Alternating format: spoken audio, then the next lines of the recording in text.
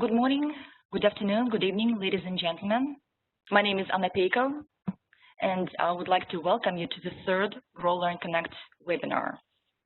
So most of you are already pretty familiar with our routine, but let me just remind you in a few words that this session is being recorded, and we will share the recording with you after the webinar, probably sometime next week. We also ask you to participate actively in this webinar, and if you have any questions, you can find the chat box in the bottom right corner of your screen. So please type in your questions there, and our today's presenter, Mwazi, will address all your questions at the end of the webinar.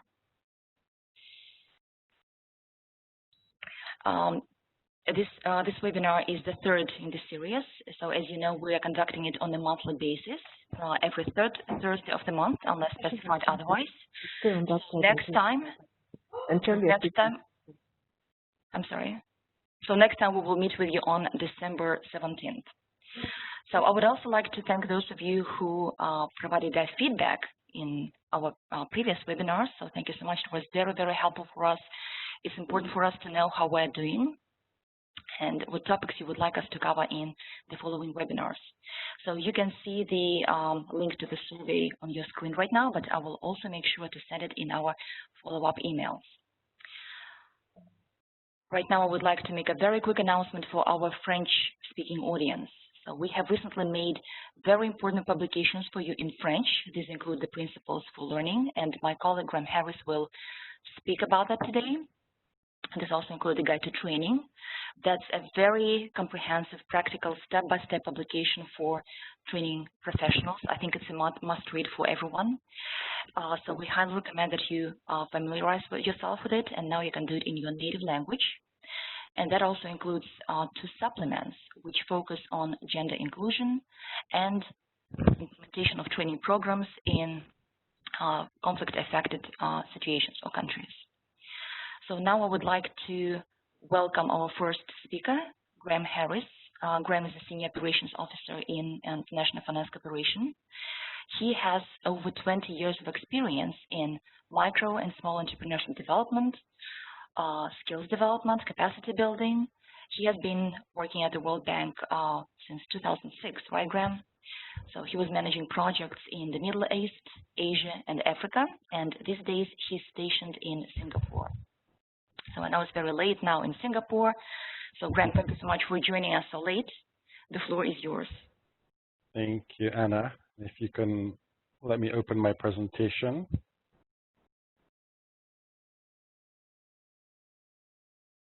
Great, thank you. And it's my pleasure to welcome everyone to this important webinar on the topic of providing post-training support. So as Anna mentioned, my name is Graham Harris. I'm part of IFC's Financial Institutions Group. I'm based in Singapore, and I co-lead IFC's Global Skills Program, including the Grow Learn Connect platform. So today I wanted to very briefly introduce you to IFC's Principles for Learning, of which some of you may be familiar, and discuss how you can become a signatory of the principles.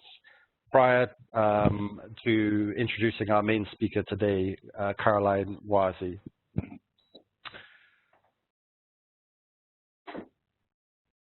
Excuse me. So very briefly, why do we need principles?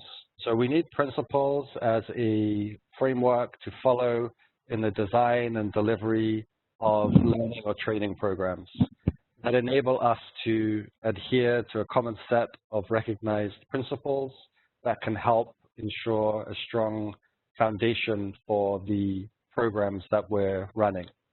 What's more, a good set of principles can help us to make decisions quickly, even in situations when we're facing new things. The principles for learning draw on best practices from a range of kind of international and regional learning institutions and specialists, experts on gender-inclusive initiatives, and IFC and World Bank Group staff and experience in emerging markets, including in fragile and complex situations. So what are they? There are 8 principles for learning. the principles reflect 4 key elements of successful training and skills development programs. So they are that those programs should be impactful, they should be inclusive, they should be scalable, and they should promote sustainability. So these are also outcomes that IFC and the World Bank Group strives to achieve in its own training and skills programs in emerging markets. So the IFC has established these foundational principles with the expectation that if they're widely adopted, they can increase the quality, the consistency, and the impact of learning programs. And I think everybody on the call today are really critical stakeholders in terms of adopting and recognizing these principles and making these a success. So what we want to do today, very briefly again, is to invite you to endorse and become a signatory of the principles. And there's a couple of critical reasons why I think this should be relevant to this network. Firstly, to demonstrate your commitment and success to designing highly successful training programs to high standards. And secondly, as a means to also communicate to your client and market your skills and credibility as a member of a broader network of trainers. Very briefly, we will send you kind of details on how to sign up. But in short, we would like you to review the principles, become familiar with the principles. Should you feel you can make a commitment to uphold the principles, please, we encourage you to move through the application process. It's really designed for all trainers and learning professionals. On this screen, you see the kind of IFC GLC signatory badge. So this will be issued to all signatories, and you can use this on your marketing material on your website, professional websites, and so on. So we very much encourage you to review the principles and also the other tools and assets on the growlearnconnect.org site. And we very much welcome your endorsement and signing of the principles for learning. On that, I'd like to turn over to our main speaker today, Caroline Mwazi. Caroline is the founder of Huru Consult, which is a Nairobi-based management and training consulting company. She has a lot of experience in training, consulting, in coaching solutions. She has a lot of experience in the areas of financial management and strategic planning, organizational development, and leadership. She's also a IFC certified master trainer and an IFC LPI TPMA certified trainer and assessor. So she is a leader and a critical part of the IFC and the Grow, Learn, Connect training network. Caroline, thank you, and over to you. Thank you very much, Graham, and a good morning to all of you, wherever you are, afternoon, evening as well, depending on what time zone you are in. It's been a great pleasure just to be part of this team and putting together this webinar. And today in our webinar, we're actually looking at providing post-training support, which is so important for us as trainers to ensure that there's high impact to the learning that we deliver to our learners. And so it has been said by Tim Sanders, he said that education without application is just entertainment. It's just entertainment. And of course, we don't want to be entertainers in the work that we do. We want our learners to apply what we're teaching them so that we can have high impact of what they are learning. So in the things that we want to accomplish in our webinar today is, number one, to be able to design and implement post-training support programs effectively, and then also to be able to adapt them to different learning situations, and finally, to create lasting impact for learners, but not just for learners, even for our sponsor organizations, and also to just raise our profile as learning specialists and professionals. So we're going to look at this by looking at a number of topics. We're going to start by looking at the importance of support. We're also going to look at different ways that we can provide the support to our learners. And I'm going to share with you about 3 examples of how this can be done in practice. 2 of them will be from Google Consult, and 1 will be from a different organization. And then finally, we're going to look at how we can adapt more effective support in the work that we do as trainers. How will this help us? 1, we'll be able to appreciate why providing support after training is so important, and also you'll be able to look at the available options and be able to find the best one that actually fits you. You'll be able to use this much more in the work that you do, which will of course lead to higher training impact and of course greater opportunities for you, even as you raise your profile as a learning specialist. And of course, included in there is that your professional profile will be enhanced. So some of the things that I'd like us to bear in mind during our webinar is, first of all, engage. We'll be doing a number of activities using the WebEx platform, and I'll be showing you very shortly how to use them. So engage, have an open mind to the things that we're learning. Whenever I go for a learning experience, a learning session, even if it's an area that I know, I always come away with 1 or 2 things that I didn't know or that I've been reminded about. So do have an open mind for that, and of course, enjoy the webinar. If your mic is on, I request that you keep yourself muted right up to the end of the webinar, where you may have an opportunity to ask. Right, so let's start by familiarizing ourselves with our WebEx communication tools. First of all, introducing you to the chat, which is found, if you look at the top, at your top right hand, for those of you who are using laptops, but even if you've logged in using a mobile device, you should be able to see where the chat is. And we'll be using that. If you have any questions or any comments at any point during the webinar, do feel free to use that. And then I'll also be asking you questions from time to time, and we shall be using the chat box for you to write your responses. Thank you very much. And so let's try to use our chat. In your own language, I'd like you to type a greeting into the chat box. Thank you very much. So I'm going to type mine in Swahili. Habari.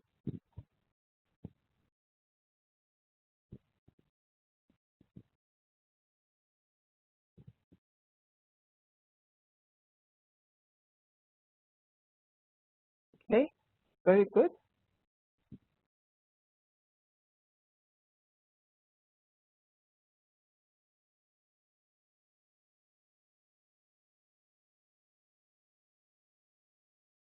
Okay, so I'm trying to get to your messages so that I can see.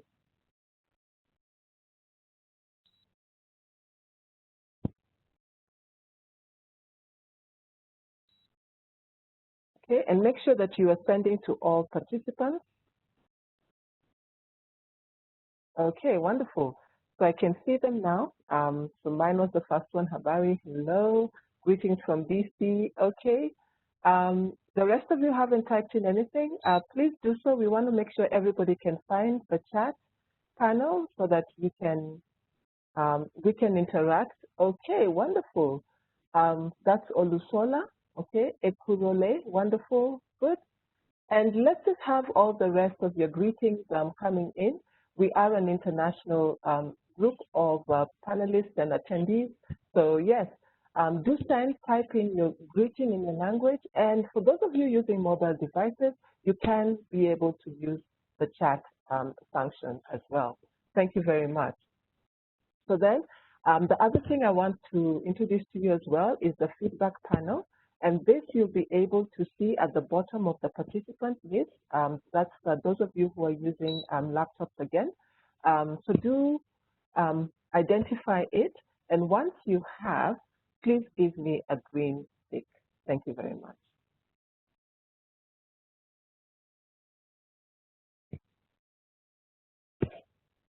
So you want to identify them. Yeah, Graham, I see you have found yours. There's a hand raise, green tick, a red. There's a red cross. Then there's the two blue arrows, one indicating go slower and go faster. And then we have a smiley face panel. So yes, Anna, I've seen your response as well. The rest of you, please make sure that you also give me a green tick. Wonderful. I can see them. Jilan, I can see yours, and Hong Mei as well. And also Carlos and the rest of you. Thank you very much for that, because we shall be using them also in the session. So thank you very much for your responses. Brilliant. So moving on then to the emoticon panel, right on the same feedback panel that I've just shared earlier, you will see a smiley face and a little arrow next to it. Once you click on that arrow, then the emoticon panel will open where there's an icon for applause and other things as well. And so let's just make sure that everybody has identified it by you telling me how you feel right now. Thank you very much. So just click on the icon that most closely describes how you feel.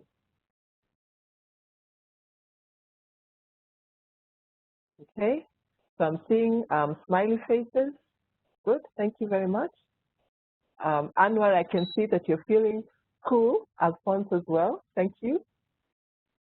And do feel free to use the emoticon panel at any point during the session. Karen, I see yours as well. It seems like you're feeling so-so. And Muhammad, you've got a broad smile on your face. Rana as well. Seems that you're also feeling so-so as well. And also Suhail, you're feeling very, very cool. So do feel free at any point if you want to react to anything that is happening during the webinar, do feel free to use it at any point as well. Thank you so much. So next, introducing you to the annotation panel. So this is around WebEx in about 2 or 3 minutes. So look at the top left hand of your computer screen. Those of you who have mobile devices, either you've logged in on your iPad or a tablet, will not be able to use annotation, but do make full use of the chat panel in response to the things I'm going to ask that will need annotation. Good. So on the top left-hand corner of your screen, you should be able to see a gray arrow. In short, that's your annotation panel, and the tools that we'll be using are a few of them. Thank you, Karen. I see you've identified your arrow tool, which we'll all be using very shortly to tell us where we are. But just remember, if you have a mobile device, you won't be able to use them. Only those of you with laptops and other devices. Thank you all for your arrows. Wonderful. And so, just to introduce you, you've already discovered the named arrow tool. Brilliant. There's also the text tool, which we'll be using later in the session to type answers that I'll be sharing with you. And finally, in case you want to erase what's on the screen, just make use of the eraser tool, and that will remove all your annotations from the screen. Thank you very much. And so let's quickly do an exercise. Do pick your arrow tool right now. For those of you who are using mobile devices, just type in the chat box where you are logged in from. Thank you, Graham. I see that you're in Singapore. Wonderful. Margot, yes, Southern Africa. A number of us from the Middle East. Brilliant. Good. And India as well. Okay, I should put in mine. I'm actually in Nairobi, Kenya, right there. Okay, great. And Karen, I can see that you're in the US on the East Coast, as well as, just hold on. Let me just put my arrow in the right place. Yeah. But I can see that there are some parts of the world that we don't seem to be really represented. The northern part of Europe, China, the Far East in general, even South America. Oh, please. Yeah, even South America. But I still think from a global point of view, we are well represented, and a very warm welcome to each and every one of you from wherever you are. Awesome. So let's get, I'm going to turn off my video now so that it doesn't present any bandwidth challenges to any of us. And I'll be putting it on later on when we're doing the question and answer. So let's dive right into it then, shall we? Starting with the importance of post-training support. And starting with the discussion, why do we undertake training? Why is training undertaken? Do use your chat panel to share your answers. Thank you very much. Thank you. So there'll be some silence as we are typing in, so I'll wait for your answers to come in. Why is training undertaken?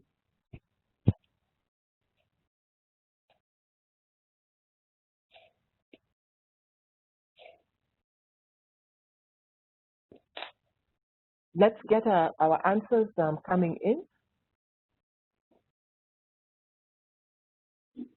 Why do we undertake training? I know many of us on the line are learning specialists, and even if you have a mobile device, you should still be able to type that into the chat panel. So do send in your answers. To change behavior, thank you, Graham. Absolutely, yes. Any other answers or any other responses that are different?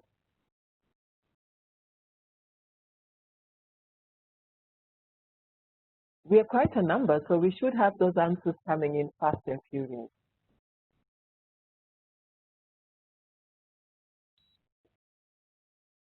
Change behavior, yeah, I've seen that.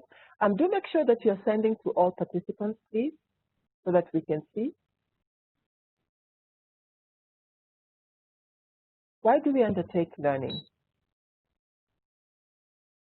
Oh, okay. It seems that we might be having an issue with the chat box, so maybe Mark, you can look at that because I can hear your answers are coming in, but somehow I'm not able to see your answers. Ensure that you are sending them to all participants, please. Thank you.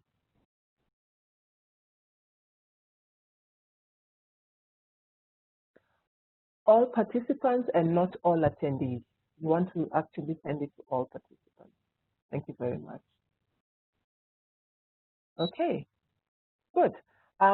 So that's actually the main reason why we undertake training. It's mainly to change behavior. So we undertake training, people transformation, where we impart knowledge, skills, and we change attitudes. So we increase their knowledge, we also impart skills to them, upskill them, and change their attitudes for improved organizational performance. And that's really the main reason why training is undertaken, so that overall, as a business, as an organization, there can be an improvement in performance.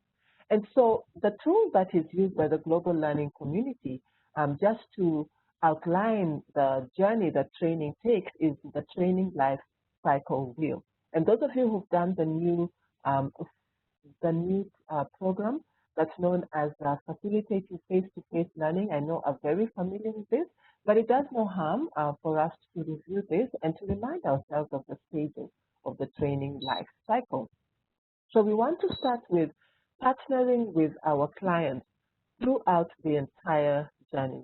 And this has to happen right from the beginning, right up to the end. And then after that, just bearing that in mind, so we start with assessing performance needs, where we're identifying the needs of the intended learners and the needs of the organization and what the learner needs to be able to do. And then also designing curricula is what we do next, where we create the outlines of the training that we want to deliver. After that, we actually design the learning experiences, the actual training that will be done, including the activities, including the assignments that the learners will do and what will happen during the session, the order in which everything will go, and everything, the content that will be involved in there. And then finally, the big event, right, when we are actually facilitating learning. And finally, supporting transfer of learning. Second last, supporting transfer of learning. What happens after the training event has occurred? And finally, measurement, where we are evaluating the learning. And what is the purpose of our focus here is supporting transfer of learning, which is ensuring that the learning is being transferred back to the workplace, to the businesses, to the organization, to the teams where your participants have come from. Awesome. So moving on then, have you ever provided support to learners after the training? Please raise your hand if you have, and I'll be able to see how many of you have.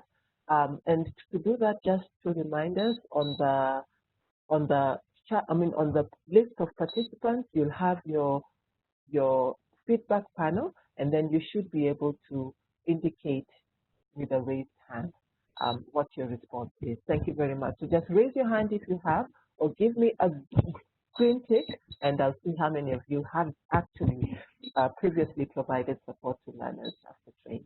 Thank you. So I'm waiting for your responses to come in, and I'll be able to see how many of you have. Thank you.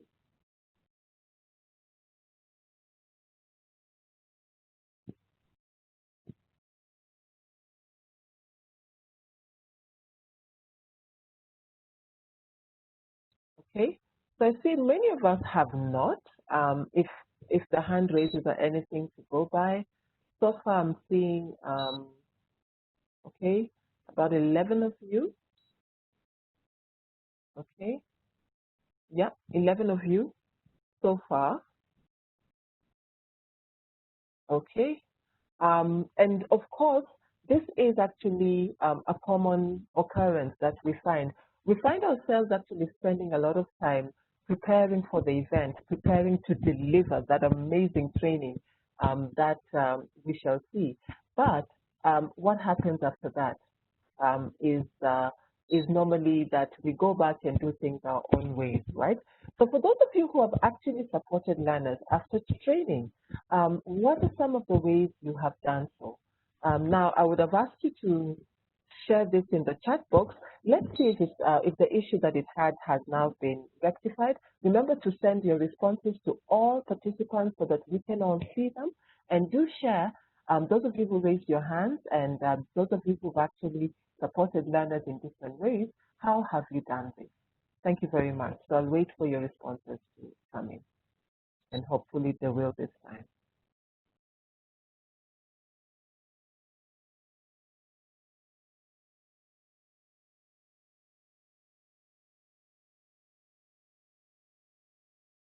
Okay, so I'm monitoring the chat box, but I'm not seeing any responses.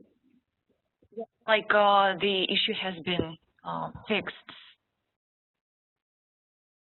Okay. Something is wrong with our chat, Caroline. All right, so why don't we then use the annotation and actually type on the screen then? I think that will make it interesting and fun as well. So Margot, thank you for your answer, for your response there. And noted that all the participants are blacked out, so you can't type in the chat. If that can be enabled, Mark, please let us know when that is there as well.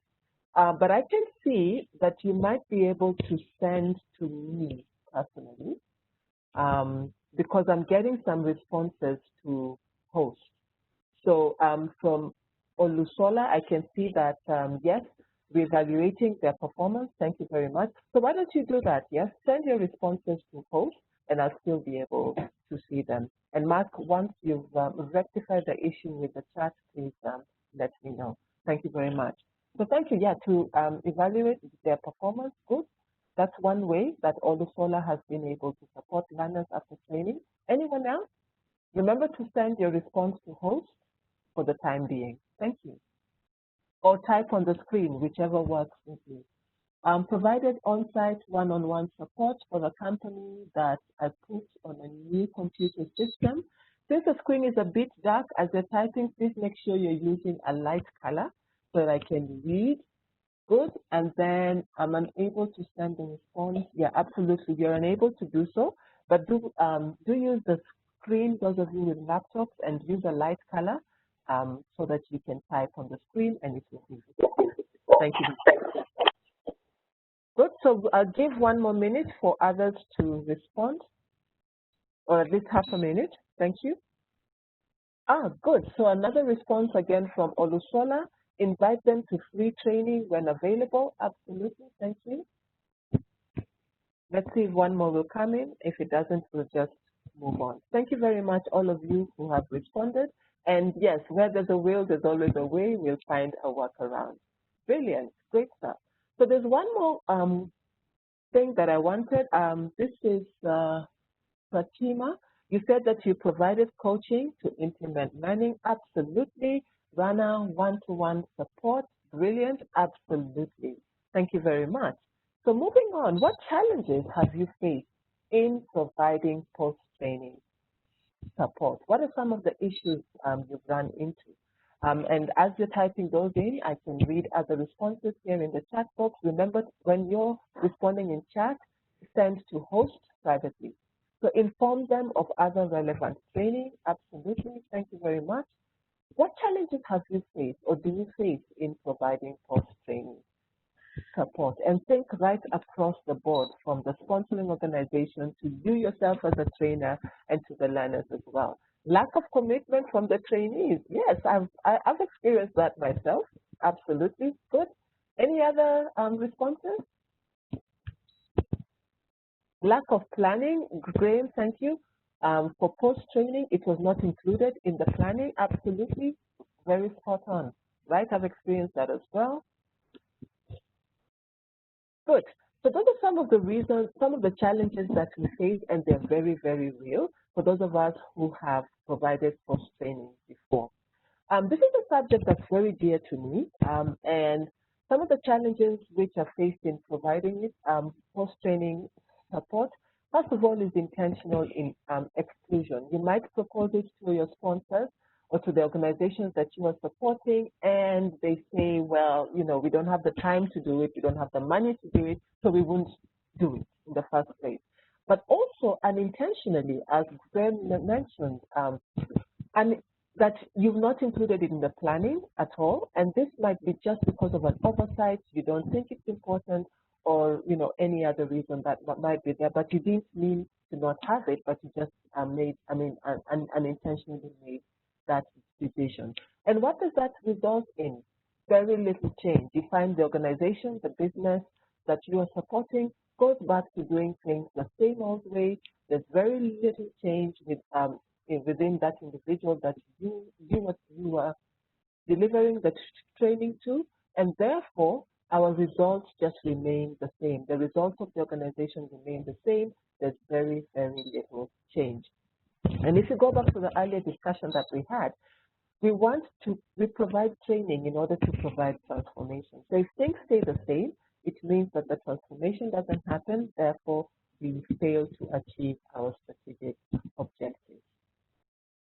And so what needs to happen is, as I said, yes, the reason why we provide post-training support is for us to be able to better achieve the learning objectives, the training objectives, to enhance our performance and, of course, have much better results. And so post-training support happens after the training, but this already happens during the training, where we want to ensure that the learners do not forget what we've taught them and what they need to apply when they go back to their places of work. So Herman Ebbinghaus in the 1880s did a lot of research on retention and memory, and what he found is that after 1 hour, we have forgotten 56% of what we've learned. And then after 1 day, we have actually forgotten 66% of what we learned, and after 6 days, we've forgotten 3/4 of what we learned. So as trainers, as learning specialists, as learning designers, we want to build in tools and activities that will raise the rate of recall during the session, but also after. And one of the things that helps to do that, of course, is providing post-training support. Another thing that has been also asserted by Robert Brinkerhoff, who's very big on evaluation, he said that only 15% of what is learned during training will be applied if it is not reinforced and monitored. And so repeated recall improves retention to about 80%. And when this is done right, then it means that application will go higher, which means that our performance will go up. Therefore, we need to incorporate support in our learning design, to intend it right from the beginning.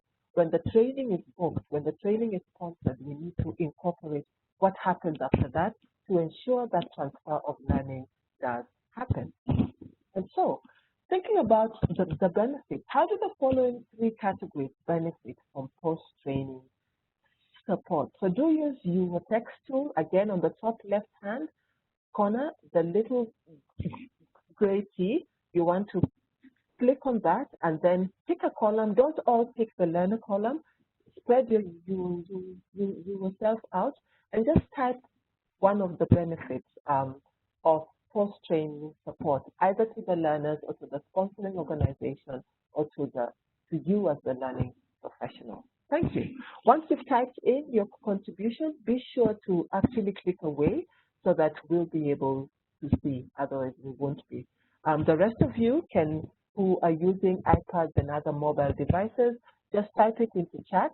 Remember to send it to the host and I'll be able to see your responses and respond to them as well. Thank you very much. So we'll have a minute of silence as you are typing in your answers, and I'll start responding to them as they come in. Thank you very much. Okay. Good.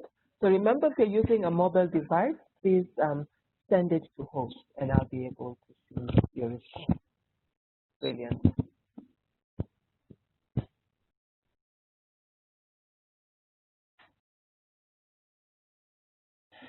Hi, Carol. This is Mark.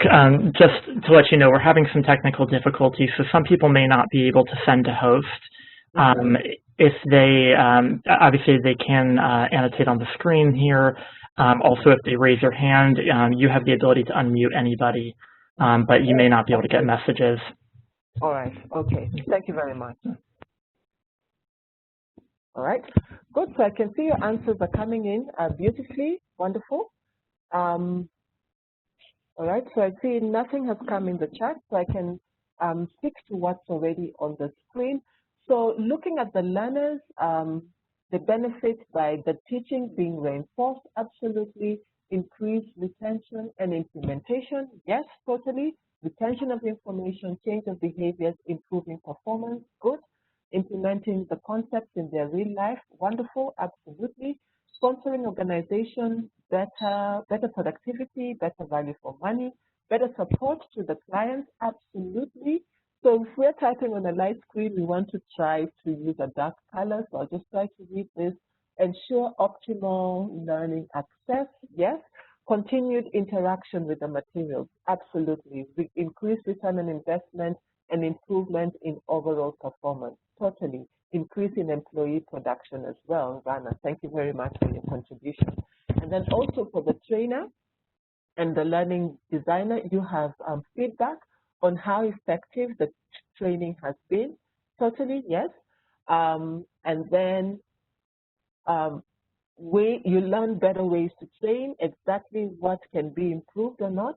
Better to measure the impact of the learning, customers to come back for more, so you're adding value to the customers and therefore they come back for more. Yes, repeat sales, absolutely.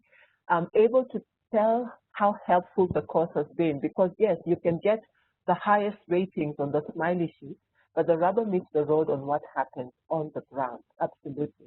And measuring training effectiveness, spot on. All your answers are spot on, and thank you very much for your answers. Let us actually summarize. So the benefits to the learners, as we've seen, is that the application recall is reinforced. The learners are held accountable for what they learned during the training. Any challenges that they experience are tackled. They become more motivated to apply what has been learned. There's peer support as well. Another thing is that anything that they might not have gotten during the training can be actually clarified. And then you can build also synergy. When a group of learners have gone for a training and they're learning and applying together, that can raise the performance of the team. And then they are proud to have attained personal achievement, personal growth as well. The benefits to the organization is that the team is growing collectively. There's higher performance in the team, which means that they're better able to achieve their strategy. And of course, there's the all-important return on investment, which helps you to be called back to do additional work as a trainer and a consultant. So yes, for you, the satisfaction of having done a brilliant job, and of course, your reputation will be enhanced as a learning specialist, and This will expand opportunities for you and lead to professional growth as well. Awesome. And so let's now look at different ways that we can offer and also support learning transfer. So have a think about it, right? What are some of the things that you need to take into account when considering supporting learning transfer?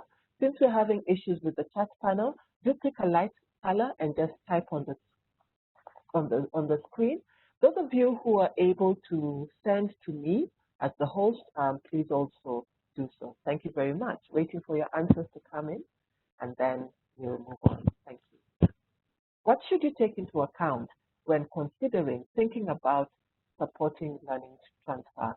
To help you with this, think about a recent course that you ran, and how would you make sure, what are some of the things you think you need to take into account when you're thinking about this?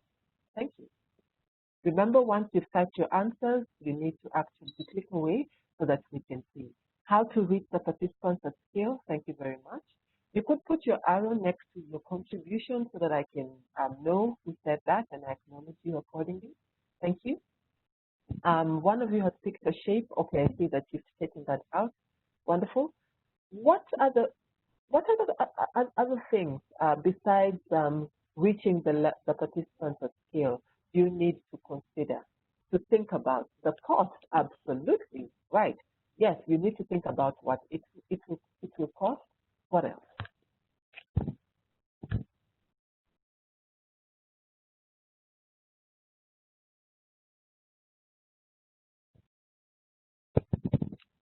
Good. Ease and access to both, by both the participants and the instructors. Yes. Male versus female, absolutely. Gender considerations. The time that you have available to you, totally, yes. On Solar, you want to find a clear space and use that. Where you are now is good. So let's have maybe one or two more contributions, and then we'll move on. Experience, yes, of the learners, absolutely. Ashraf, the time frame and the interval, totally. Yes, thank you very much for your contribution. Indeed. First of all, we need to think, why did we do the learning in the first place? What was the gap? What were the learners supposed to be able to do to apply back at the place of work? Another thing is, what issues arose during the training? You may not have had adequate time to cover them in there, but you may have identified a few things that need to be dealt with. Good. And then also the work performance, which has already been mentioned, the learner motivation, how interested are they in applying what needed to actually be applied, and then also the simplicity or the complexity of the content that you were sharing with them. Of course, it goes, this is a general rule of thumb, the more complex, the more support that will be needed, even after the training. If it was easier, then maybe not as much, and perhaps even not at all as well. Then also technology skills as well, especially in this season when we're doing things virtually. Other things with regard to resources is the time available and also the finances available, the equipment, hardware, tools that they need to do that, and then also connectivity, being able to access the internet if the support is being provided virtually, being provided online, and then also in some places, particularly for virtual interventions, the issues of power in some parts of the world as well. And some of the things that we need to look at, to really pay attention to when we're looking at supporting transfer of learning, is how have they used what they were taught during the training, and how effectively have they done that? What has gone well? What are the successes? What challenges have they experienced in this? And of course, what are the solutions? What do they think are the solutions, and what can you offer them as a learning professional? And then also, any questions that have arisen in their application of what was taught during the training, and then actions that will be taken as well.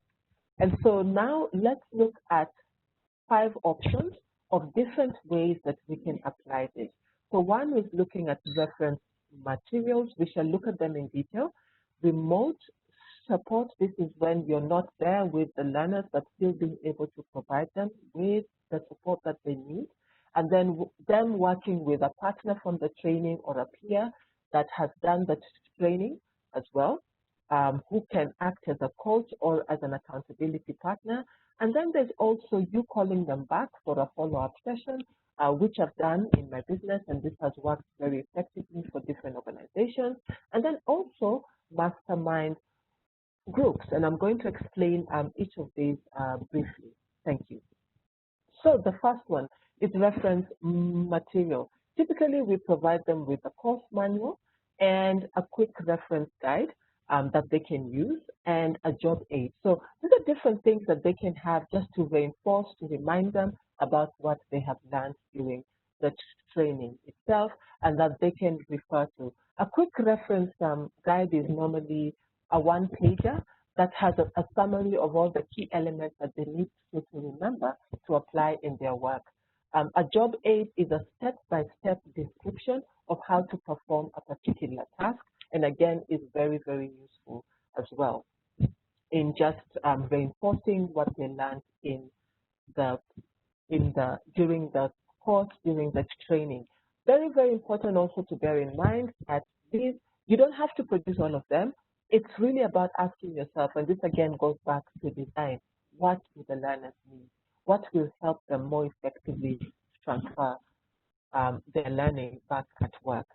The next one is providing different types of support away from the learners, so you're not there with them. And this includes providing technical support, particularly for automation and things that involve IT. And then also just having a help desk in a central location where they can actually phone in for any support that they need, and then also do an email that can be responded to, or if it's online, probably do a chat to deal with an issue that they are facing at work. So this are different ways. Other ways that remote support can also be provided is by having a support site, which in addition to the chat also has an area that has frequently asked questions, which are easy to develop if you've provided this type of support over a period of time. And then I know many of us use social media like WhatsApp and other social interactions to act, and LinkedIn, to be able to continually interact with the people that you have trained. And this can actually be done for a particular cohort or all the participants who are undergoing a particular training. Other things that can be done is providing reminders using mobile devices and WhatsApp again, and then also games and also quizzes provided on their mobile devices or via email or via a link that can just help to reinforce the learning. So there are different ways of doing that, providing remote. So now getting more personal. You could pair up the learners, and then they can become one another's accountability partners and peer coaches as well, where it can be a partner from the training, the same cohort, or a different one, but having undergone the same program, where they set goals, they make an action plan, and then hold one another accountable. So they basically check on each other, and then play the role of a peer coach. And then you could also designate within specific teams a champion, so somebody who has all the information, has maybe demonstrated more learning than the others, to kind of mentor or be a champion within the team, and then they become like the go-to person in case there are any issues, and maybe can have meetings regularly with the learners just to make sure that they're applying well what they have learned. Then one thing that we do very often, actually as a matter of practice in my company, Hulu Consult, is to have training follow-up sessions a certain period after the training has happened. So this is typically done with a facilitator, and it can be like a refresher or also clarification of the learning. It can involve elements of coaching where there's practicing of the skills and peer sharing as well.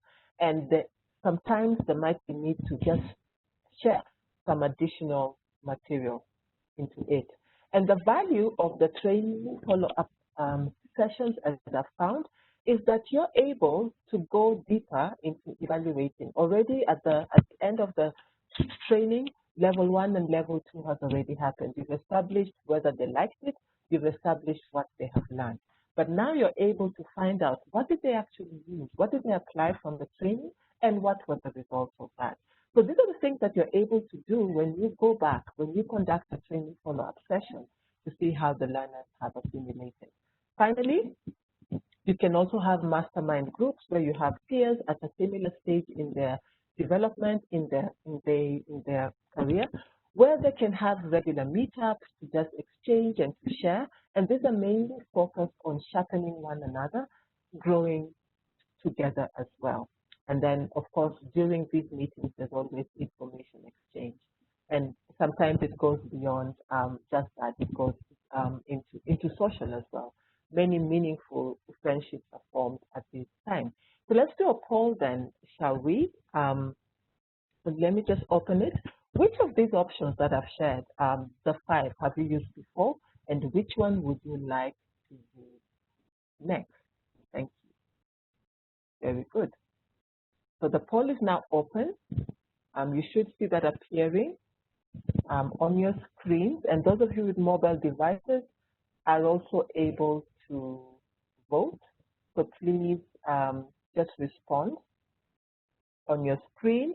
Remember, there are actually two answers. There are two questions that you're answering. The first one, which of the options have you used before? The second one, which one would you like to use next for your next training that you do? Thank you.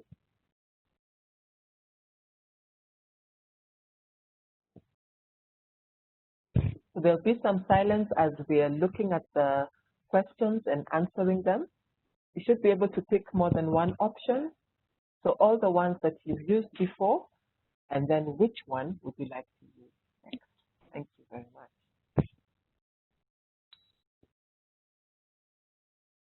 And those of you who, I think all of you actually, all of us are able to use the poll. So we'll just give us some time until all of us have answered.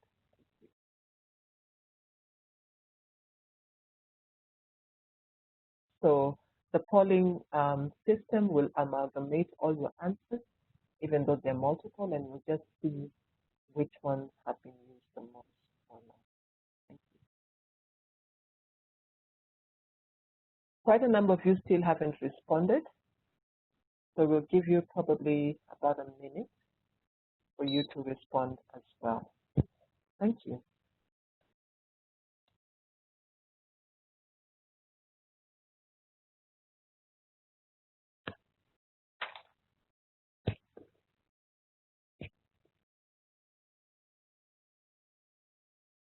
Okay, so I'm just about to close the poll. Do you want to finish your answers?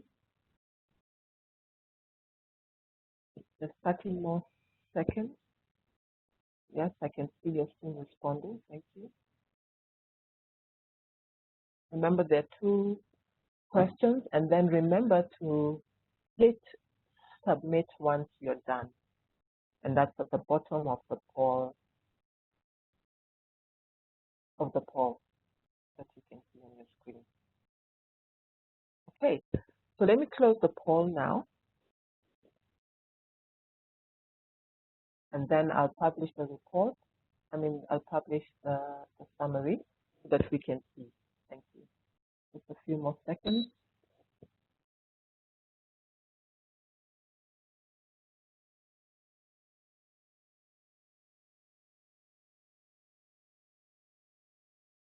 Great. So those are the results. They should be appearing on your screen now.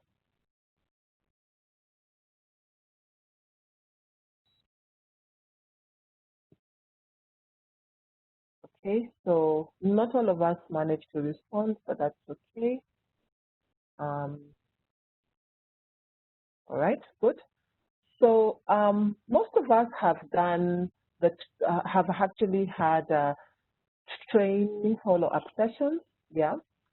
And all of us, I mean, almost all of us, those of us who responded have used the guides. So I'm going to focus only on those who responded, not those who didn't answer.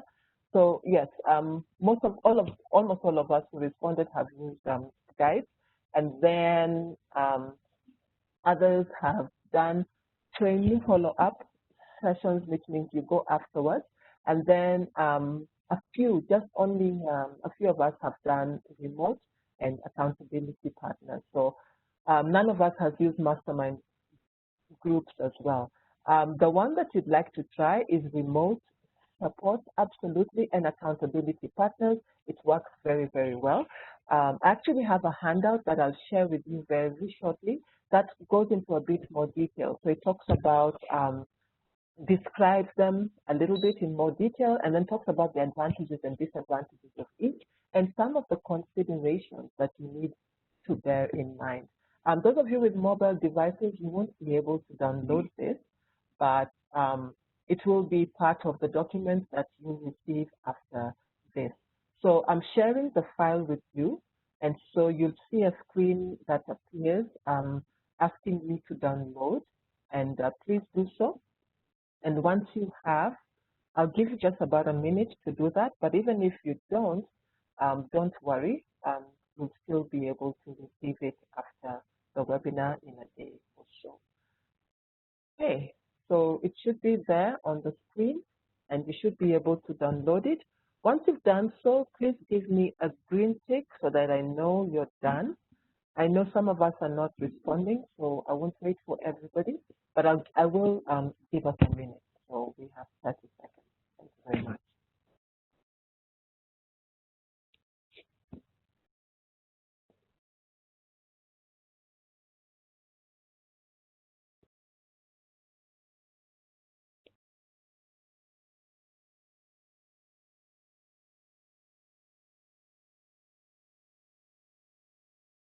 Okay, so remember to give me a green tick once you've downloaded the document. When I see a good number of green ticks, then I know you have them. Good, I see quite a number of us have managed to download it. Good. Just another 30 seconds, and then we should be moving on. Thank you.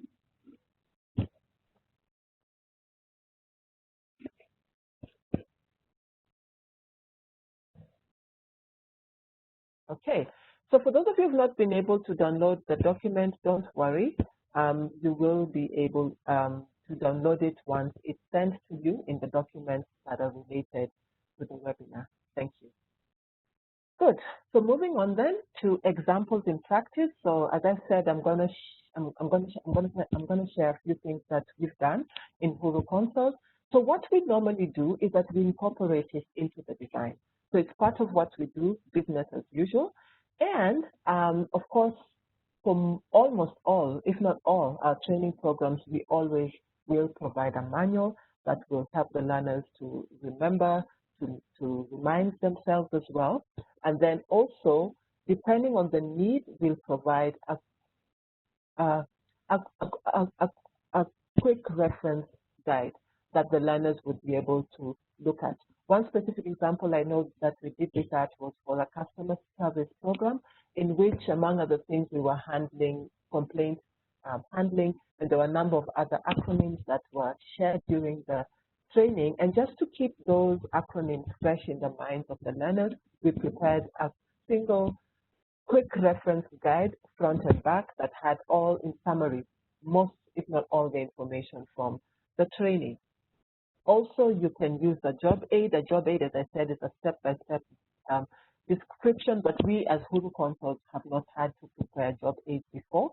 And one thing that we do is that at the end of every training, we always offer email and phone to support as well. And then once the training is done, we have regular check-ins with the sponsor right up to the time when we present the report, in which we have a detailed in-depth meeting to find out how the learners are doing, what issues are emerging, and that's when we typically will schedule when the training follow-up session will be. So that's already built into the calendar, already built into the assignment, and so we just need to agree when it will happen. So in the preparation to the training follow-up, we have a number of pre-session check-ins, which can be, depending on the program, either just with the sponsor, and sometimes we will interact with the participants, either all of them by an online survey or a sample of them, again, in a focus group discussion. So again, it's different. So it depends on the needs, it depends on what we want to achieve. And then during the session itself, we get them to share their success stories. So what have they done? What have they been able to implement? But also we get them to describe what are the challenges that they have faced, and we brainstorm also solutions. One of the things we also do is to just give highlights of the content so that it's a very brief refresher. And then if it was skills that we were training on, then they may have an opportunity to practice, to which we will give them feedback. And at times, yes, we might share some new content minimally, and of course, they're able to ask any clarifying questions that we're able to answer, or they're able to answer to one another as well, depending on the experience. There's also feedback from the learners on how the session was, because this helps us to improve our future follow-up as well. And then at the end of that, we write a detailed follow-up report that again we share with the sponsors. And what we find in the follow-up report is that very often it will reiterate some of the things that were already covered in the report, but it will also talk about the progress which has been made by the learners, and also what the organization then needs to do to support them even further as well. And then sometimes built into the assignment, we have in-depth support that we share and that we also provide. And so one example of this was based on a TOT that we did last year in one of our counties in northern Kenya, known as Turkana. And once we did the TOT, which of course you know is actually 4 days, then we had a development services providers workshop just to talk about their work, and then to go in depth into the training life, the training life cycle, to help them to apply their skills as trainers, not just in facilitating, but across the board, from before what happens in the training to what happens after. And then we then identified that they need to actually develop a course on their own, and the need was identified for the market management, for the management of the markets that they actually support, and also the traders within those markets. And so the journey began. So it started with a remote TNA support. So basically helped them to develop the TNA, although they did most of the work on their own, but I provided the support with that remotely. And then they developed outlines of the training, or in which I shared with them also feedback. And then we came together in November last year. I'm sorry, that's a typo. That was actually November 2019, in which we had a content development workshop. So we worked together, brainstormed to develop 2 different courses, one for the marketing management committees and one for the traders within the same market. And then the content now was actually drafted and updated with remote support as well.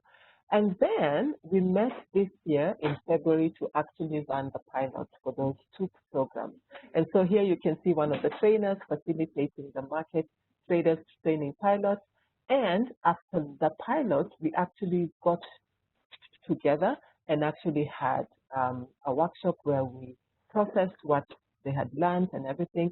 And they actually appreciated the journey that a trainer has to experience. So we are still going on. The work with this team was interrupted because of COVID, but there are plans to go back and actually finish that entire journey with them. And it was a pleasure to go deeper and actually provide in-depth support to this team. Another example I want to share with you is from the GIZ. This was from the Beyond the Known. I heard about this actually at the Beyond the Known conference, which I attended last year. in which different learning specialists were giving different pieces and aspects of how to add value to SMEs. And this was the gift from GIZ, the GIZ coaching loop, where they were sharing how this has been built into their SME training program and how it has worked effectively. So for them, it's an entire journey. First of all, they have to define how the loop will go. And then they assess and they select the entrepreneurs who will come and go through the program. Then it starts.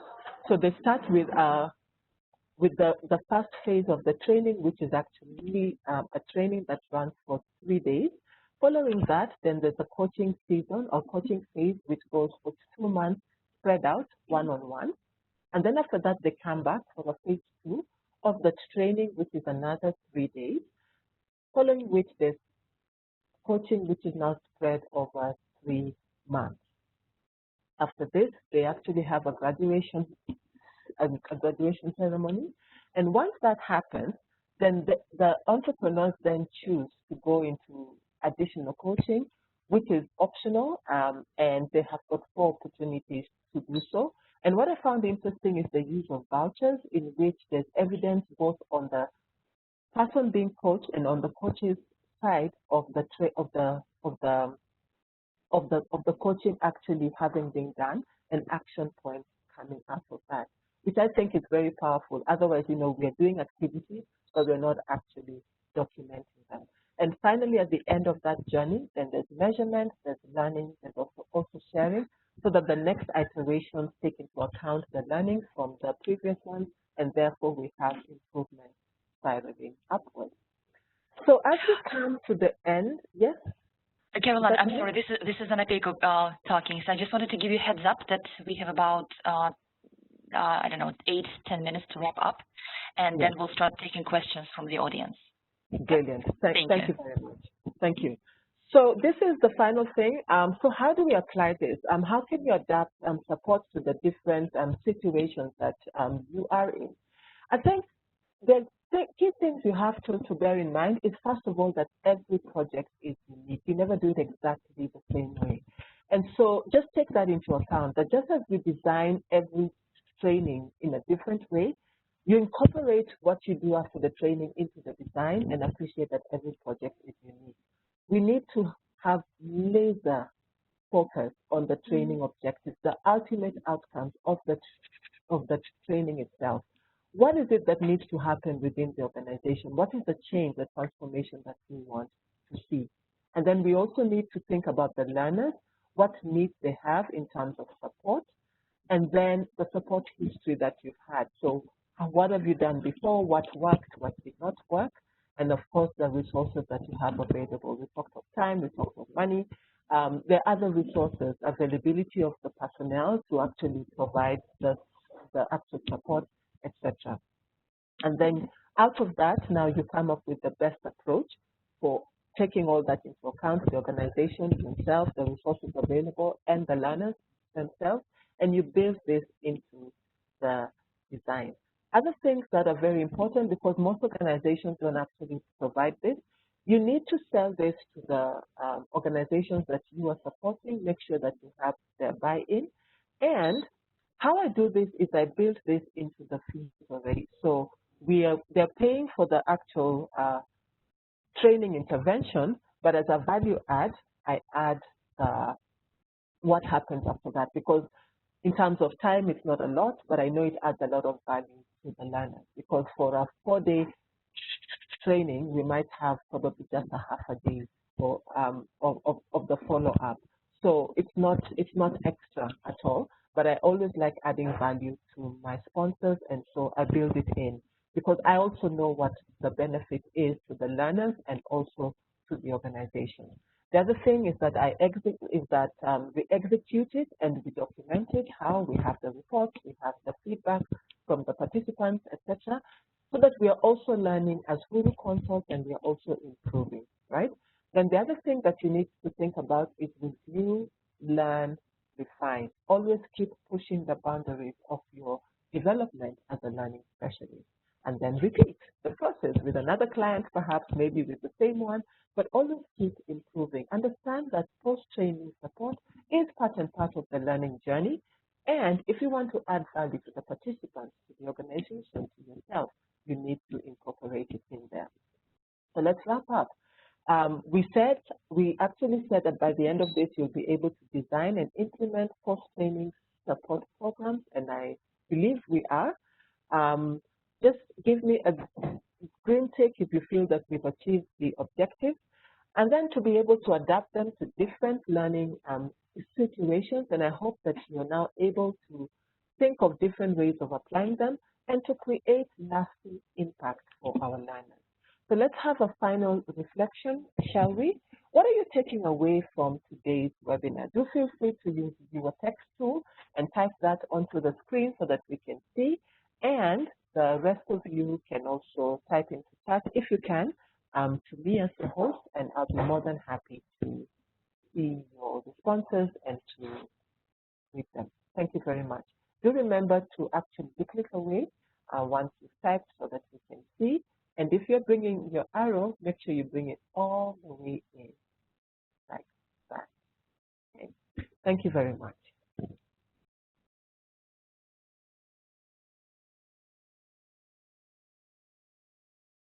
Incorporating into the design, absolutely. Every project is unique. Thank you, Ashraf.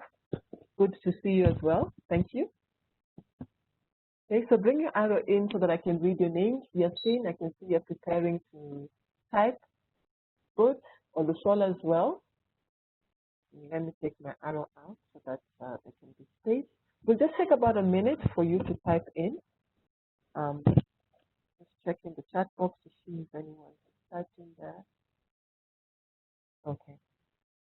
Right. So it seems that you're not able to type anymore, which is okay. All right. So make sure once you've typed, you click away so that I can see. Thank you. And you want to use your text tool, type the T on the top left-hand corner. It's much easier than trying to write using freehand. Okay, so we have a few contributions in. The importance of the feedback, yes, from the learners, from the organization as well. We acknowledge, okay, that's not very clear. Ashraf, I think you want to, we acknowledge use nudges, but I'm not sure what you're trying to say there. That is based on behavioral science as a reminder, okay? Ashraf, maybe you just want to clarify what you've typed in the early part of your sentence. The benefits of post-training support to the learners. Thank you, Mohammed. Post-training support is important to help the learners retain the content. Absolutely. Post-training support can be in the form of phone calls and accountability partners. Yes. You reviewed the objectives. Good. You also can measure. Absolutely. Those are some of the things that you're taking away from today's webinar. Thank you very much. Nudges. Oh, it's a new technique that's used to remind participants. Wonderful. I'll take note of that. I didn't know about that. We're always learning, aren't we? Brilliant. Thank you for that, Asha. Brilliant. Good. Getting feedback on your training material. Yes. The rubber meets the road, as I said earlier, when they go back and begin applying it. Yes. Achievement of training objectives. Thank you very much. And Fatima, types of ways in which post-training support can be provided. Thank you, and I hope that you now have some ideas on how to apply post-training support. Post-training is of great benefit to the learners, the sponsors, and you. Yeah, absolutely. Everybody gains, everybody benefits. Thank you. So now let's move on to you being able to ask any questions that you have. Since we weren't able to pick this up from the chat box, you want to just type them on the screen. And Anna, if you are able to get any, then we can pause now and just address them. Thank you very much. The rest of you, if you have any, do feel free to type on the screen, choosing an appropriately dark color. Thank you very much. Over to you, Anna.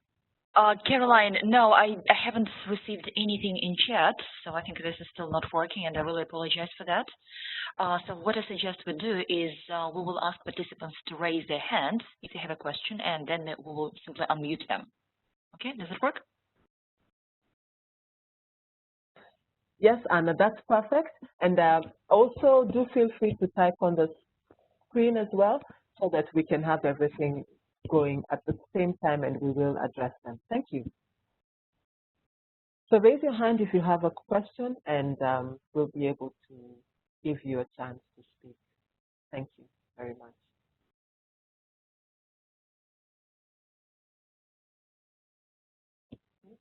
Olusol, I see you wanted to start typing. Do remember to click away. How long should it take between the training and the post-training and evaluation?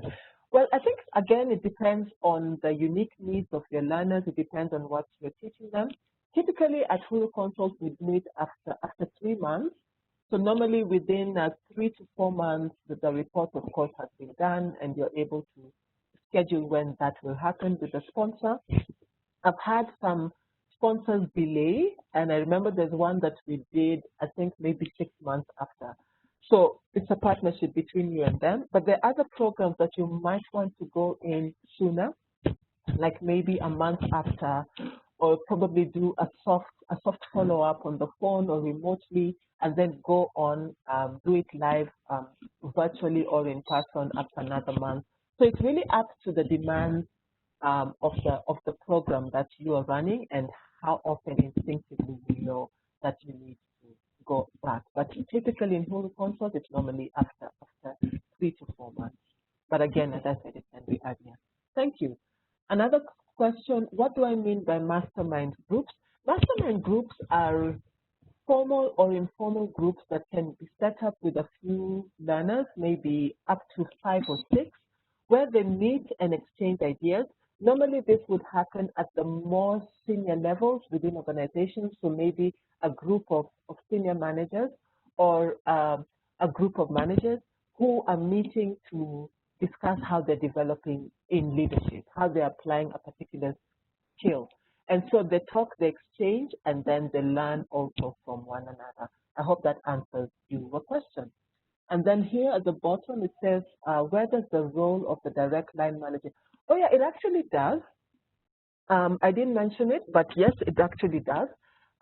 This is mainly, typically what should happen is that they should have a conversation with the learner when they come back into the place of work and be available to offer. One of the things they can do is actually to mentor, to make sure that the transfer is actually happening, or to assign a champion, as I mentioned earlier, who can also help to support. In some organizations where, large organizations, especially as you mentioned here, L&D cannot be held accountable, but L&D can build a framework of the support that involves the managers. Other organizations I've seen is where certain managers are designated as mentors and they are trained accordingly. And by the way, the coaches, the accountability partners, the mentors do have to be trained in order to achieve the objectives and be able to actually provide the support effectively. Thank you very much. I'd already answered what a mastermind group is, so perhaps if you have another question relating to that, I think I was comprehensive enough. But yes, if there's anything else that perhaps was not very clear, I'll be more than happy to respond. Now, there's another one here in the middle. Alphonse, what can we do to inform those actions or activities realized by us? Okay, we use the light color, so I'm not seeing it very well. What can we do to inform those actions or activities realized by us those 2 last months? Okay, not very sure what you mean, Alphonse. Perhaps could you clarify your question and use a darker color? Thank you very much. Meanwhile, Mohammed, should be organized meetings to provide. Yes, you should organize meetings to provide. And remember, in this day and age, it doesn't have to necessarily be an in-person meeting. You can have a phone discussion, a call over an online meeting platform will do just as well. The important thing is to have the conversations happening and making sure that the transfer is actually happening effectively. One good way is also to train the direct managers, yes, on the same training, so that absolutely, yes, yes. My experience with managers undergoing the same training, if it's not at their level, is that you have to pitch it slightly high and then focus on the support that they need to provide. Thank you very much, Ashraf. Totally. And so that they can coach their subordinates and also give them minimal coaching training. Totally, yes. And actually, I'll be sharing some links that will, one of them is actually a very detailed coaching manual that you can be able to use and maybe adapt to your needs. Thank you. Back to you, Anna, if there aren't any more questions. I don't see any here.